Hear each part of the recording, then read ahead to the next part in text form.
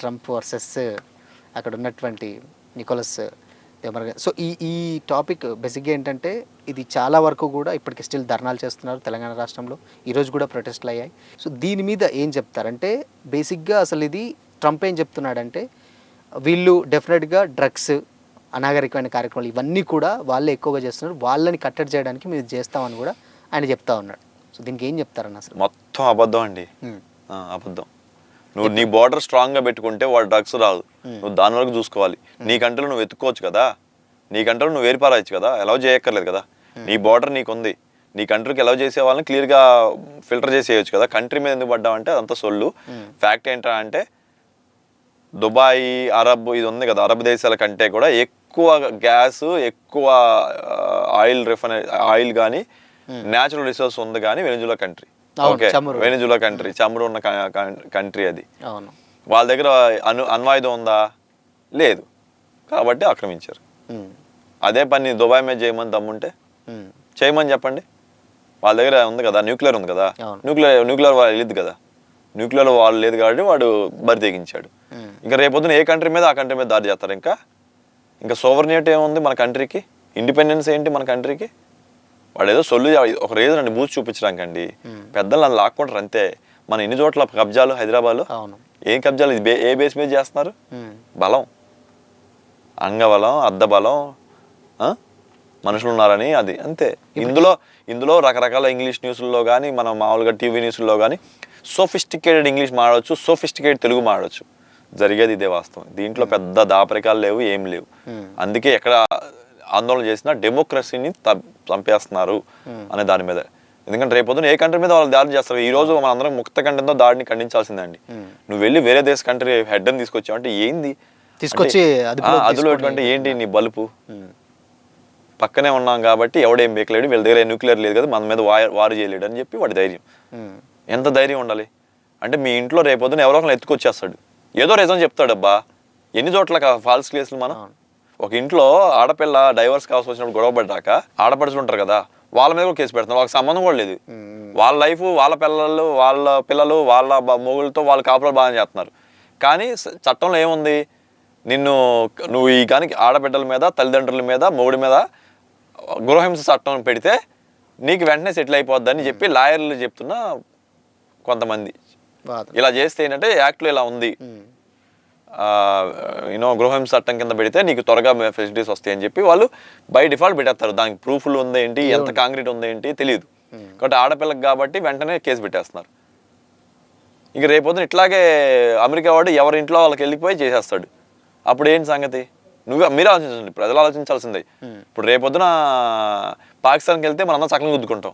India మీదకి వస్తే అంటే మన ఓన్ కంట్రీ, మన రిసోర్సెస్, మన గవర్నమెంట్లు మనం పెట్టుకున్నాం. వాడు మన కంట్రీలో ప్రాబ్లమ్స్ ఉన్నాయంటే ప్రాబ్లమ్స్ లేని కంట్రీ ఏంటి? అమెరికాలో ప్రాబ్లమ్స్ లేవా? లేవు. ప్రాబ్లం లేని కంట్రీ ఏంటి అదేమన్నా? వాళ్ళ కంట్రీలో ఇష్యూలు లేవా? అంతా సొల్లు చెప్పడానికి. పైకి ఫ్రంట్ సైడ్ నీకు బ్యానర్ పెట్టేదేమో డ్రగ్స్ అంటారు, బ్యాక్ సైడ్ ఏమో జరిగేది ఆ కంట్రీని ఎక్వైర్ చేసి అన్నిటి చేయాలి. నీకు గుర్తుందో లేదో, రష్యా ఉక్రెయిన్ సంబంధించి ఉక్రెయిన్ వాడికి ఇవ్వాల్సిన పని ఏంటి? ఇప్పుడు వాళ్ళిద్దరూ పక్క దేశాలు కొట్టుకుంటున్నారు. అమెరికా వాడు సప్లై చేసిన పని ఏంటి? ఏ బేస్ మీద సప్లై చేశాడు? మీకు గుర్తుందో లేదో, ఉక్రెయిన్ అధ్యక్షుడు జెలెన్స్కీ అండ్ మన ట్రంప్ మాట్లాడుతున్నప్పుడు ఓపెన్గా మనకు క్లియర్ చేశారు. నీకు అసలు నీకు నెగోషియేషన్ చేయడానికి నెగోషియేషన్ ఏంది?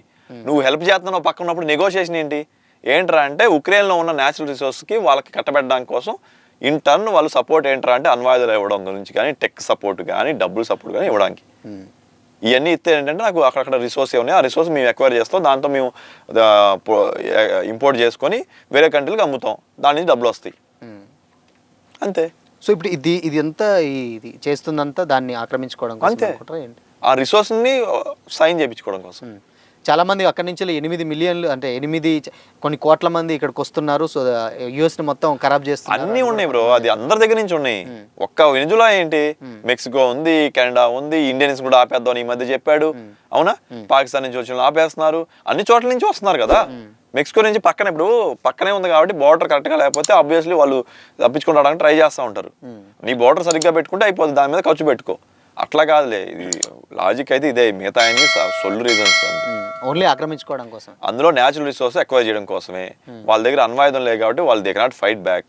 ఫైట్ చేసినా కానీ ఇప్పుడు తీసుకొచ్చారు కాబట్టి నెగోషియేషన్ చేస్తారు వాటి మీద హక్కు కింద. అదే జరిగింది, మీరు చూస్తారు కదా న్యూస్ పేపర్లో, మీరే చూస్తారు కదా. ఇప్పుడు భారత్ కూడా ఫస్ట్ టైం స్పందించింది, అంటే దీన్ని కొంచెం తటస్థంగా ఉంచి శాంతియుతంగా చర్చించుకోండి. మన వాళ్ళు ఎప్పుడు అప్పుడే అండి, ఈవెన్ ఉక్రెయిన్ రష్యా వార్లో కూడా మన వాళ్ళు తటస్థంగా ఉన్నారు. ఒక డైలాగ్ ఇస్తానంటే చిన్న ఇద్దరి మధ్య చర్చలకు సంబంధించి నువ్వు చెప్తావు, నేను అతనికి కోఆర్డినేట్ చేస్తాను, మీ డిమాండ్స్ మధ్యలో ఒక కామన్ పాయింట్ మీద వద్దామని కూడా ఇండియా ఉంది. But we're more alive with Russia కాబట్టి we're not closing off. But మనవాడు ట్రంప్ కొంచెం ఉక్రెయిన్ నుంచి ఎక్కువ కావాలి కాబట్టి కొంచెం ఎక్కువ అతి చేసేసి వాడితో ఫస్ట్ వాళ్ళిద్దరి మధ్య గొడవ, మీకు గుర్తుందో లేదో, రష్యా ఉక్రెయిన్ గొడవ అయిన తర్వాత నేను మధ్యవర్తిత్వం అని చెప్పి తర్వాత వీడు ఉక్రెయిన్ వాడు గొడవ పడడం స్టార్ట్ చేశారు. ట్రంప్ అను మన ఉక్రెయిన్ ఏంటి నీకు నెగోషియేషన్ లేదు, నేను చెప్పింది నువ్వు విను అని. తర్వాత రష్యా వాళ్ళ గురించి ఏదో మా డైలాగ్ నడిచి ఒక లెవెల్ తీసుకొచ్చాడు, ఇంకా క్లోజ్ అవ్వాల యాక్చువల్గా చెప్పాలంటే. బట్ ఇంతవరకు నడవడానికి కారణం కూడా అమెరికానే అంతే. ఈ రోజు వరకు యుద్ధం ఎప్పుడో ఉక్రెయిన్ లాంటి చిన్న కంట్రీని రష్యా ఇంతవరకు ఎందుకు క్లోజ్ అయిపోయింది? Because they are getting continuously technology, continuously అణ్వాయుధాలు, continuously they are getting the jets, spice jets, యుద్ధ విమానాలు, కంటిన్యూస్ గా ట్యాంకర్స్ అన్ని ఎక్కడి నుంచి వస్తున్నాయి ఉక్రెయిన్కి? అంత చిన్న కంట్రీకి అమెరికా సప్లై చేస్తుంది. అలా చేయకూడదు కదా.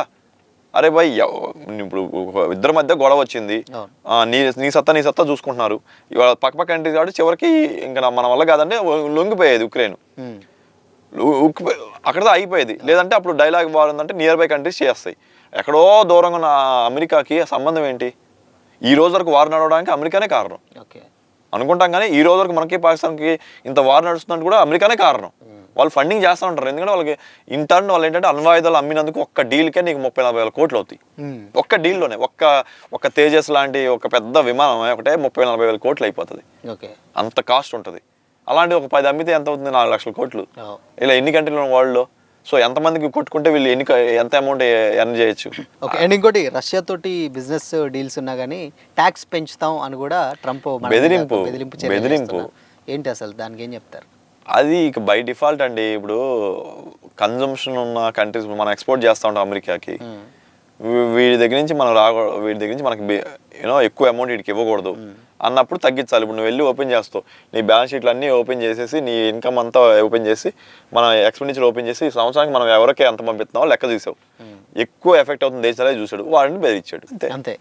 నా భారత్ని 4-5 దేశాలే కదా, 198 దేశాలు, 206 దేశాలు ఉన్నాయి కదా, ఈ దేశాలన్నింటికి వార్నింగ్ ఎందుకు ఇవ్వాలా? అదే ఎందుకు అంటే ఆ వాల్యూ, వాళ్ళ కంట్రీ నుంచి ఎక్కువ డబ్బులు ఇండియాకి వస్తున్నాయి, మన సైడ్ నుంచి అటు ఎక్కువ వెళ్ళట్లేదంట. బాధ. He's like a more of businessman, not like a leader. ఎవరు అవసరం ఉంటే ఉంటుంది, డిమాండ్ సప్లై కేటగిరీలో ఎవరు అవసరానికి వాళ్ళు ఇంపోర్ట్ ఎక్స్పోర్ట్ వెళ్తూ ఉంటారు. నీకు దమ్ముంటే ఇన్ హౌస్ చేసుకోవాలి, అంతే కదా. మనం పామాయిల్ అంతా కూడా మలేషియా నుంచి ఎక్కువ ఇంపోర్ట్ చేసుకుంటాం మన ఇండియన్స్. ఇప్పుడు ఏం చేశారు? అట్లా కాదు, మన మోడీ గారు కూడా బ్యాలెన్స్ షీట్ చూశారు. బాబు మనకి ఫారెక్స్ డెఫిసిట్ ఉంది, ఫారెక్స్ డెఫిసిట్ అంటే మనం తెచ్చుకునే దాటికి మనం ఇచ్చే వాటికి మధ్య డిఫరెన్స్. సో మనం తెచ్చుకునేది ఎక్కువ ఉంది డబ్బులు, మనం ఎక్కువ తెచ్చుకుంటున్నాం కాబట్టి మనం ఎక్కువ డబ్బులు బయటకు పంపిస్తాం. మనం ఎక్కువ పంపిస్తున్నప్పుడు దానికి వచ్చే నెట్, ఇప్పుడు మనం ఎక్స్పోర్ట్ చేసేది 1,00,000 అయితే మనం ఇంపోర్ట్ చేసుకునేది 1,50,000, అంటే 50,000 ఎక్స్ట్రా కట్టాలి కదా. ఆ 50,000 ఎలా తగ్గించుకోవాలంటే 1,50,000 నాకు ఎందుకు ఖర్చు అవుతుందని లెక్క తీసాం.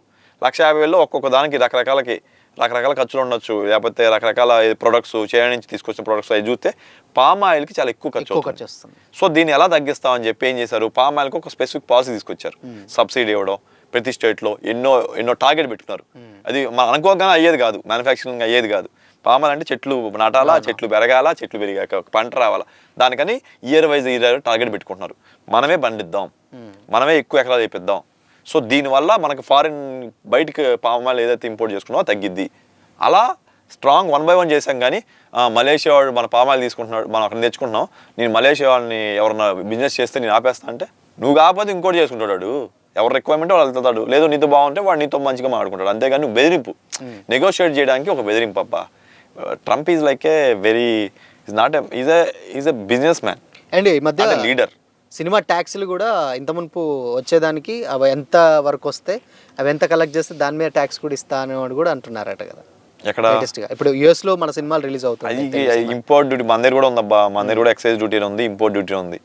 ఇక్కడ లోకల్లో ఆల్రెడీ అవైలబిలిటీ ఉండగా నువ్వు వేరే తెచ్చుకుంటావు. నువ్వు కార్ ఉంది, లోకల్లో మ్యానుఫ్యాక్చర్ చేసే కార్, కియా కార్ ఉంది, అంటే వాళ్ళకు కమిషన్ కట్టాలంటే ఫర్ ఎగ్జాంపుల్ కమిషన్ కాదు, అది ట్యాక్స్ అంటారు, ఇంపోర్ట్ ట్యాక్స్ అంటారు. ఒక 10 lakhs కు నేను సినిమా తెచ్చుకున్నాను. సినిమా తెచ్చుకుంటే ఏం చేస్తున్నా అంటే 100కి 100%. ఇప్పుడు నువ్వు ఎంతైతే కొన్నావో ఈ సినిమాని అంత మాకు ఇచ్చేసి నీకు లాభం మాత్రమే నువ్వు తీసుకోవాలన్నట్టు కూడా లేటెస్ట్ గా. లేదు లాభం కాదు. అది ఎలా అంటే అండి, దాని మీద లోకల్ మూవీస్ ఉంటాయి, ఫారెన్ మూవీస్ కి ఎక్కువ డిమాండ్ ఉంది అనుకోండి, ఆ మూవీస్ ప్లే అవుతా ఉంటే లోకల్ మూవీస్ కి థియేటర్ దొరకవు. మన దగ్గర లాగే ప్రాబ్లమ్స్. నీకు థియేటర్ దొరకనప్పుడు వాళ్ళకి డబ్బులు రావు కదా. అప్పుడు ఏం చేయాలి, నీకు థియేటర్ దొరకాలంటే ఏం చేయాలి, ఫారెన్ మూవీస్ ఏదైతే ఉన్నాయో అది ఆఫ్ చేయాలి. అది ఆపాలంటే ఏం చేయాలి, నువ్వు ఫారెన్ మూవీ వచ్చి అక్కడ ప్లే చేయాలంటే నువ్వు ఆ ఫారెన్ మూవీ లోపలికి వచ్చినప్పుడు దాని ఫారెన్ మూవీ వాల్యూ ₹1,00,00,000 అనుకో, ఇంతకుముందు ట్యాక్స్ 20%. ఇప్పుడు ఏం చేస్తున్నాడు, 100% చేస్తున్నాడు. 2 కోట్లు అవుతుంది కాస్ట్. 2 కోట్లు వచ్చి నేను డిస్ప్లే చేస్తే అంతమంది టికెట్లు కొనట్లా. అప్పుడు నువ్వు చేయవు కదా, థియేటర్ అవైలబిలిటీ ఉంటాయి కదా. అది indirect way of creating source for ever own. ఇది నేను ఐ డోంట్ లైక్ అండి. ఈవెన్ తెలంగాణ కూడా స్టార్ట్లో తెలంగాణ కేసీఆర్ గారు కూడా ఇదే మెథడాలజీ. ఓకే, ఏదైనా నాదే, ఏదైనా మాదే, మేమే. ఒక సోవర్నిటీ ఉన్నప్పుడు అది జరగదు, డిమాండ్ అండ్ సప్లై ఉంటుంది. అది ఇట్ ఈస్ నాట్ పాసిబుల్. అలా చేయకూడదు. ఏదైనా ఉంటే క్వాలిటీ వేలో చెక్ చేయాలి, కానీ మాదే ఉండాలి మేమే చేయాలనుకుంటే అవ్వదు. సోవర్నిటీ లాంటి కంట్రీలో, ఇండియా లాంటి కంట్రీలో అవ్వదు, యూఎస్ లాంటి కంట్రీలో చేయకూడదు. అట్లా అది చేయడం వల్ల డిమాండ్ సప్లై అయింది. యూనో ట్రంప్ మీదే అక్కడ రైతులు తిరగబడ్డారు ఇలా చేసేసరికి. ఎందుకంటే వాళ్ళు కొన్ని యంత్రాలు ఇంపోర్ట్ చేసుకుంటున్నారు మలేషియా నుంచి, తైవాన్ నుంచి, తక్కువ రేటుకి వస్తుంది. వేరే యూఎస్లో మ్యానుఫ్యాక్చర్ చేస్తే కాస్ట్ ఎక్కువ అవుతుంది. నువ్వు ఎప్పుడైతే తైవాన్ నుంచి తెచ్చుకునే మెషిన్స్ లేదా ఇండియా నుంచి తెచ్చుకునే మెషిన్కి నువ్వు కాస్ట్ పెంచావో నాకు పెరిగిపోతుంది, నా వ్యవసాయ ఖర్చు కూడా పెరిగిపోతుంది.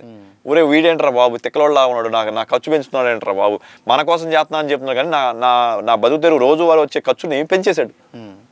నీకు అర్థమైంది? అప్పుడు నీ షర్టు బాగుంది, నీకు నచ్చిన షర్టు నీకు ఎక్కడ తక్కువ దొరికితే అక్కడికి వెళ్తావు. అంతేగాని లేదు నువ్వు కంపల్సరీ హైదరాబాద్లో మ్యానుఫ్యాక్చర్ చేసిన షర్టు కొనమంటే ఇప్పుడు రేపొద్దున అదే జరిగిద్దండి.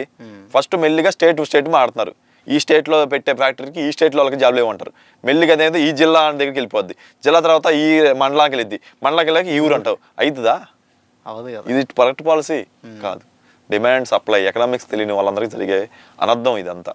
సో ఈ డిమాండ్ సప్లై మీద అండి బేర్ చేయాల్సింది. మన ఇండియన్ కంపెనీస్ కొన్ని లాస్ అవుతుంది, ఎందుకంటే ఇన్నాళ్ళు మనం యూఎస్లో కన్జంప్షన్ ఉంది, యూఎస్లో సినిమా ఉంది కాబట్టి కొంత మన వాళ్ళు దాని ప్లాన్ మీద కొంత మ్యానుఫ్యాక్చర్ చేశారు. ఇప్పుడు అక్కడ బిజినెస్ లేదు కాబట్టి దాని తగ్గట్టు వీళ్ళ యొక్క కాస్ట్ ఫ్యాక్టర్స్ రీకాల్కులేట్ చేసుకొని నష్టం కొంతమంది నష్టం ఆల్రెడీ మ్యానుఫ్యాక్చర్ చేశాక డెసిషన్ వస్తుంది కదా, వాళ్ళు నష్టం భరించాల్సింది. కానీ అరే ఇది జరిగింది కాబట్టి కొనాలపాటు మ్యానుఫ్యాక్చరింగ్ తగ్గిద్దాము, అక్కడ ఎక్స్పోర్ట్ చేయొద్దు అనుకున్న వాళ్ళకి ప్లాన్ చేసుకొని మార్జిన్స్ మిగిలేటట్టే మ్యానుఫ్యాక్చర్ చేసుకోవాలి. That's the only way for any country, not only for India.